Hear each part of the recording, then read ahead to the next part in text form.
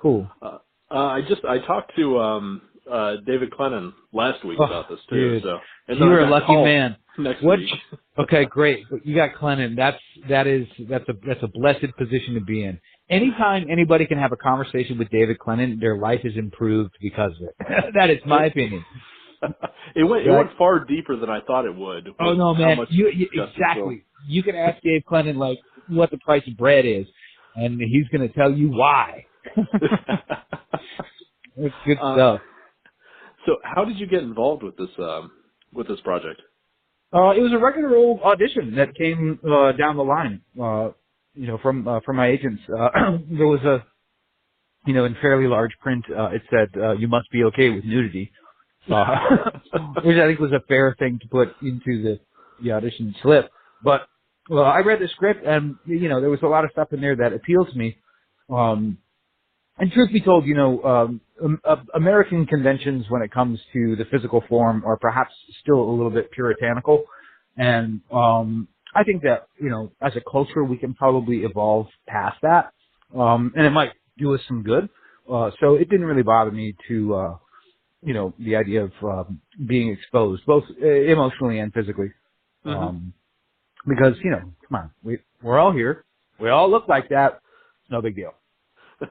I've noticed that too. I'm a photographer as well, and everyone wants to see the female models. But if I have a male model in my portfolio, they're just kind of like, no, Right, I don't want to see that. right.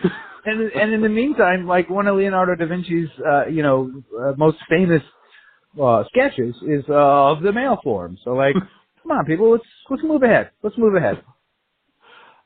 Did you audition just for the one part, or were you looking at the multiple different roles to audition? No, it's just a part of Tom. I think because I'm a couple years younger than the most of the cast. They look to me to.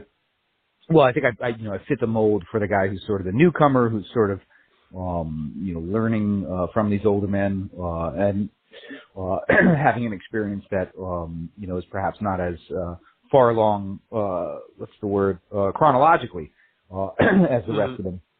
But no, yeah, just audition for Tom.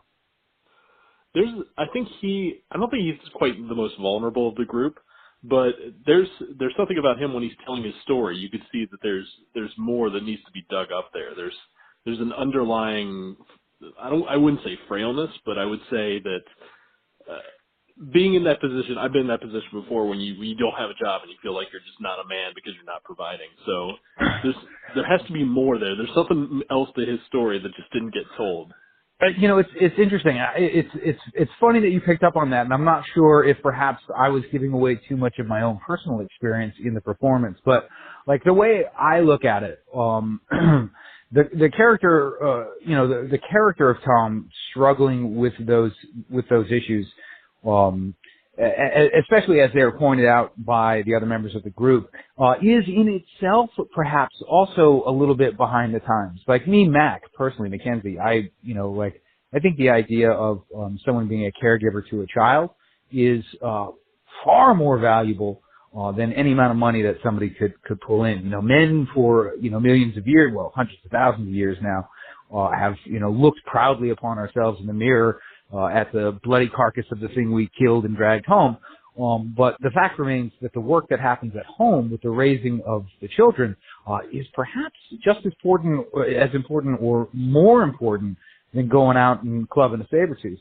Because you are affecting the rest of that human being's life. And I think we're starting to get a little bit better about recognizing the kind of work that goes into raising a family, and perhaps veering away from the sort of gender-based kind of bullshit that has to do with the idea that the man has to be the breadwinner, which inherently, in my opinion, or intrinsically disrespects the amount of work that goes on with the conventional caregiver, that being the woman. So all of this has gone a long way to say I think that my own opinion about the way the character was written and looked at by the other characters in the movie came through. And so what you might have been picking up on is my own personal disagreement with the fact that with the idea that a guy being a caregiver at home is not as masculine as going out and clubbing the saber tooth. Like, I don't necessarily think that's right. So with that in mind, I didn't do my job well enough.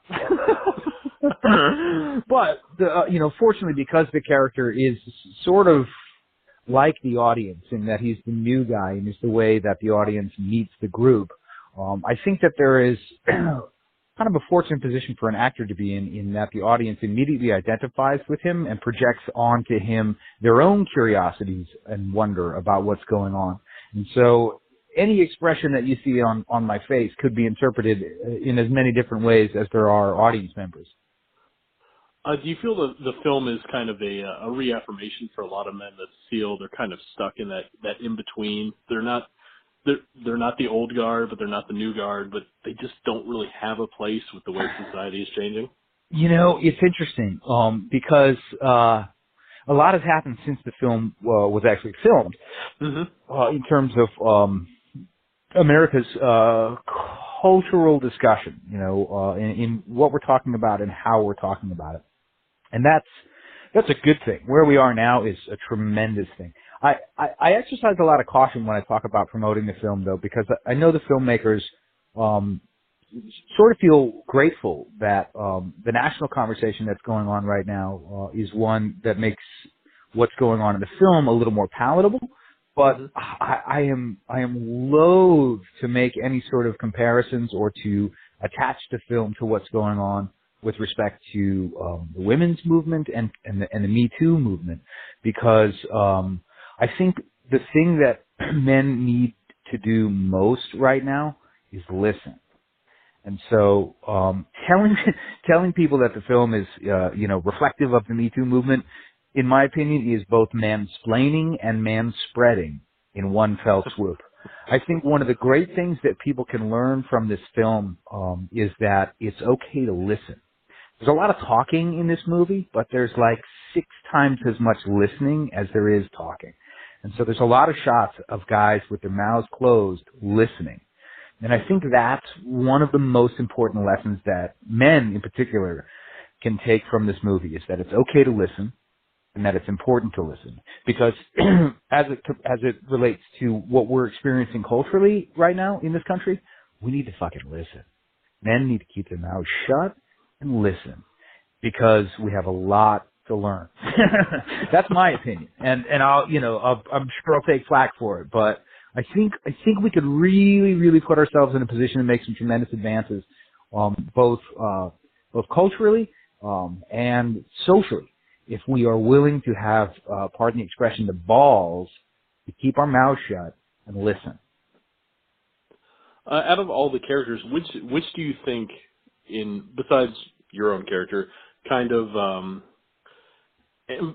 emphasizes the male audience? Who do you think the male audience would best connect with, aside from you being our window in? I mean, I tell you, people are complex and people are different, and so I think people are going to identify. I think different people are going to identify with different characters in the film. I mean, I know that there are aspects of me that can very easily identify with the fellow who's troubled by the addiction that goes on in his life. I know there's part of me that can identify with Clennon's character, who's a poet and just wants people to get along. I know there's part of me that can identify with Phil Abrams' character, who's trying to get to figure out where he belongs in this day and age. So there are, I guess you could say, universal archetypes present in each of the characters in the film, and with any luck, there'll be something in each of the guys that audience members can find reflective of what's going on in their lives.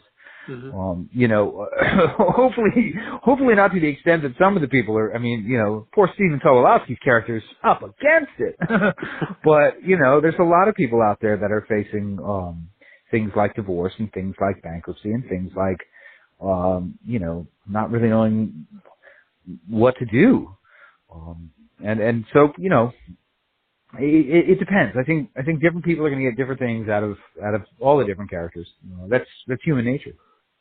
When we're speaking about the art of listening when it comes to men, it's also important for men to also listen to other men when we kind of hide things.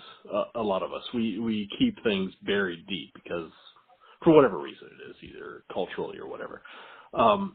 What would be your best advice for men to start to move into this new direction that society wants us to go in to progress?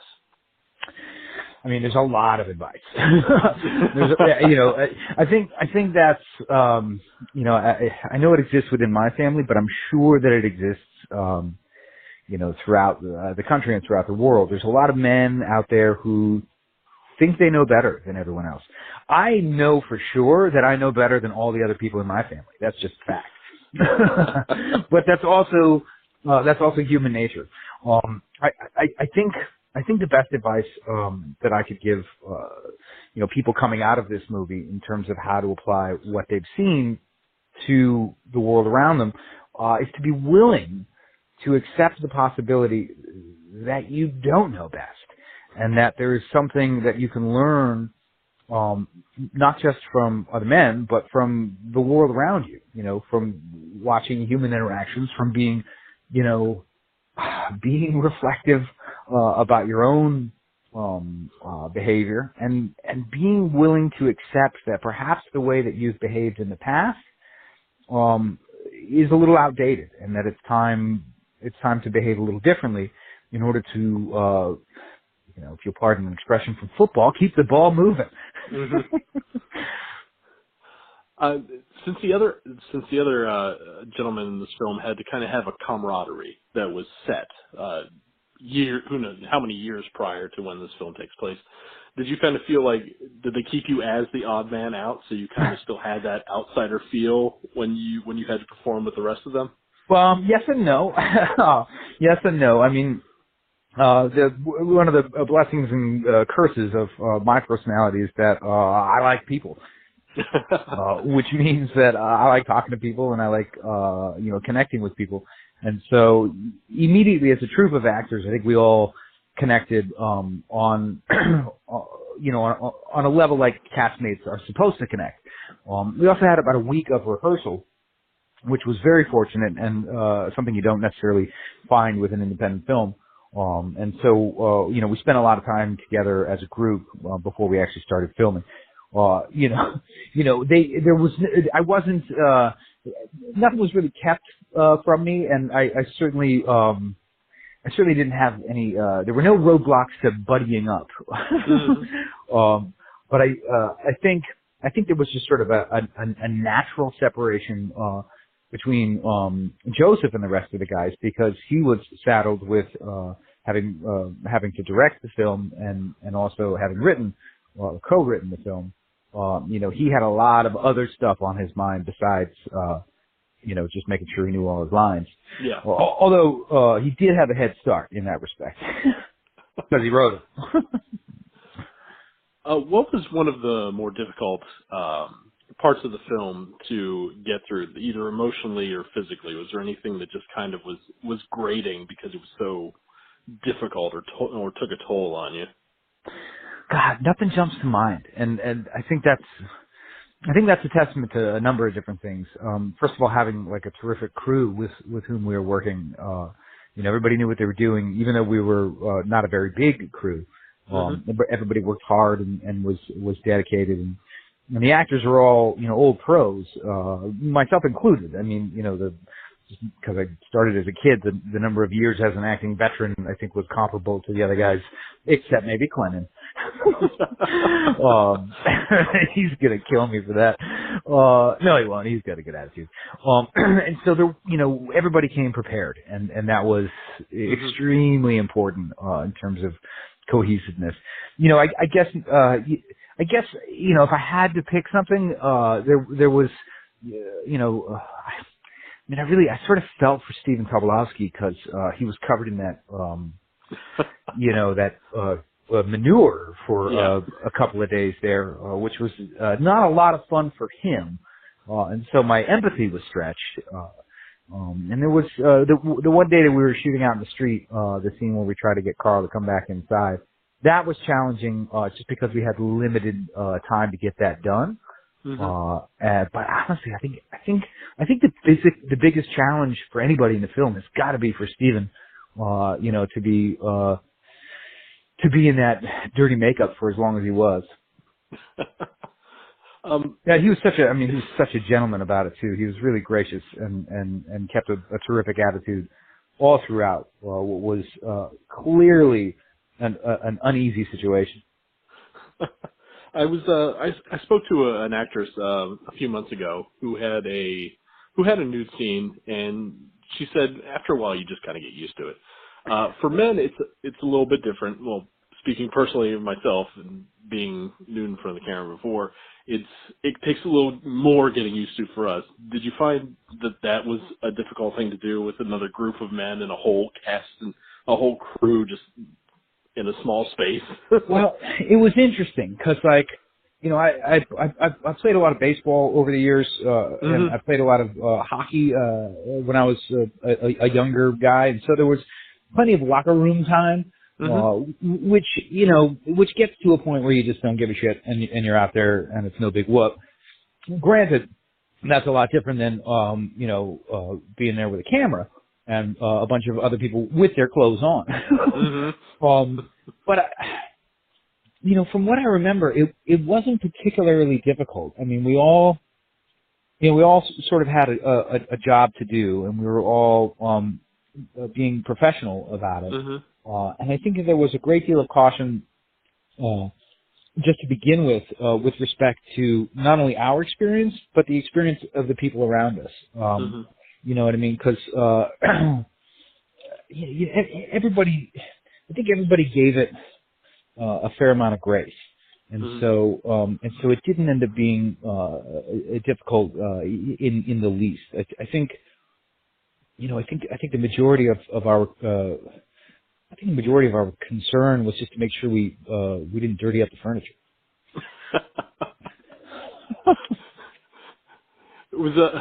Was the house itself just a rented house that was already furnished, or did Syxx Decor have to come in and bring everything? A little bit of both. The house itself was actually, I think, was about to be on the market, and so we were able to slide in there before it was officially listed. And I know some of the stuff on the walls, I think was the previous homeowners, and a lot of it was set deck. But we were instructed to be careful with the place, and so we tried to be as careful as possible.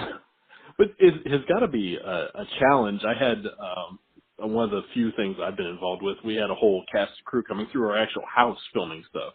I know just how much things get torn up, even though everyone's trying to be nice and trying to be gentle with your stuff. Yeah, because in that 14th hour, it's like, you're just trying to get that length of cable or that C-stand or that big old box of stuff out of the place. No, I think honestly because it was all in one house, and there were, what do we got? 7 in the cast, 6 in the cast, and what is it, 7? Yeah, you had the cast, and then even though it was a limited crew, it was still about 30 other people. I think the biggest stress on the house was probably the plumbing. Yeah. And so, but I think that's. Nobody really talks about that too much when you talk about making a movie, but there's a terrific joke, an old showbiz joke, whose punchline is "What, and leave show business?" That has to do with natural bodily function, and so with respect to the location, I think the plumbing had the toughest job. In comparison to making a larger budget film, what are the differences that filming an indie film versus filming a larger budget picture? The best way that I can describe it, when it works, it's music. So the occasions that I've had to be on sets of very big films, both ones that I was working on personally and ones that I was just visiting because somebody else was working on them. the set of In Love and War, a film that I made in '96, pretty large budget picture with Sandra Bullock and Chris O'Donnell, was similar in a lot of ways to the set of Lord of the Rings when I went to visit my brother working on that. And that was like a symphony. That was like a giant orchestra with a ton of different beautiful instruments, everybody working in unison with a tremendous conductor that knows what they're doing, and they get it done in perfect time. Independent film is like a smaller band with less expensive instruments, and fewer of them. But the bottom line is, if everybody plays it well, it's still beautiful music. So there are challenges for sure. But there's good and bad to both. You know what I mean? Like there's some old, bluesy jams that are not going to sound as good, on 64 instruments, as they do on a crusty banjo. You know what I mean? And so, with respect to, making this film, we had limited instrumentation, but, people who knew how to play. As far as Mr. Culp's directing style, what was it like to be directed by him? Well, what's great is that he and I have a lot in common just to begin with, in that we both come from families where acting is never far from the table. His dad was obviously a pretty successful actor. I come from a set of pretty successful actors, and so there was I think an immediate kinship that existed just on a fundamental level. But he's also done a lot of work with actors. He's also done a lot of work as an acting teacher, and so there was a style that he had that was terrific. It was like working with a teacher, and also because of his experience as an actor, he was terrific with the actors, and so that. There are some actors there's some directors that are fantastic with the technical aspects of cameras and lights and whatnot, and there's some directors that are terrific with actors, and actors who become directors are much more equipped for I feel much more equipped to communicate with the actor. That doesn't mean that the technical guys can't do it either, but there's a certain linguistic shorthand that existed with Joseph, that made it easy. All right, Mackenzie, that about wraps up my questions, but I do have the biggest question of all: is what will we be seeing you in next? Well, I got pretty lucky, and I'm right now working on something very exciting that I can't talk about. Every time. I know, but I can, and I don't have a ton to do in it, but I'm very grateful to be a part of a project that we'll see probably at the end of next year, that hopefully we'll be able to do a lot in terms of teaching the country about how we are where we are, how we got to where we are, and what we can do to get past where we are. So is it... let's see if I can dig a little bit here. Is it a fictional work or is it a documentary? Well, it's a work of fiction that is based on the lives of people who exist or existed. So it's based on true stories. Mm-hmm. But even that is it could be a misnomer. I mean, that tells me plenty. I can leave it there. Right. Perfect. I think you know exactly what I'm talking about. Yep. Yeah. I think I got you. Yeah, it's a good project. I'm very glad to be on board.